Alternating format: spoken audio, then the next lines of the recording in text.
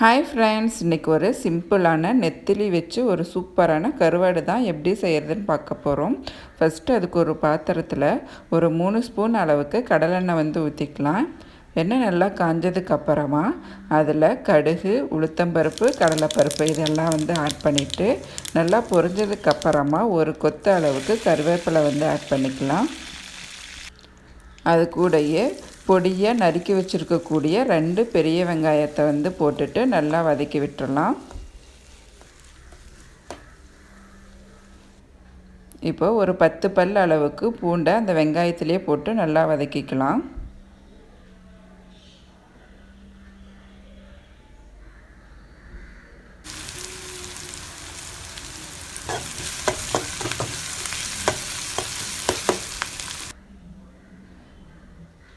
வெங்காயம் நல்லா வதங்கினதுக்கப்புறமா அதில் ஒரு ஸ்பூன் அளவுக்கு இஞ்சி பூண்டு விழுது போட்டு நல்லா வதக்கிக்கலாம்.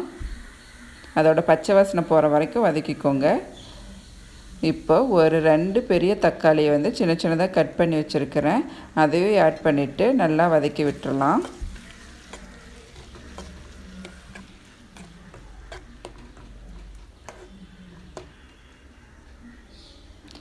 ஒரு 5 நிமிஷம் இருக்கட்டும். அப்போ தான் தக்காளி நல்லா வதங்கும். இப்போ பாருங்கள், தக்காளி நல்லா வதங்கிருச்சு. இந்த டைமில் நம்ம தேவையான மசாலா ஐட்டம்ஸ் எல்லாம் ஆட் பண்ணிக்கலாம். ஒரு 1/4 ஸ்பூன் அளவுக்கு மஞ்சள் தூள், 1/2 ஸ்பூன் மிளகாய்த்தூள், 1/2 ஸ்பூன் கொத்தமல்லி தூள்,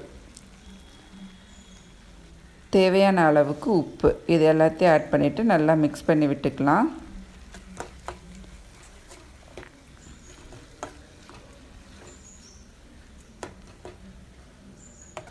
அதோட பச்சை வாசனைலாம் போகிற வரைக்கும் வதக்கி விட்டுக்கோங்க.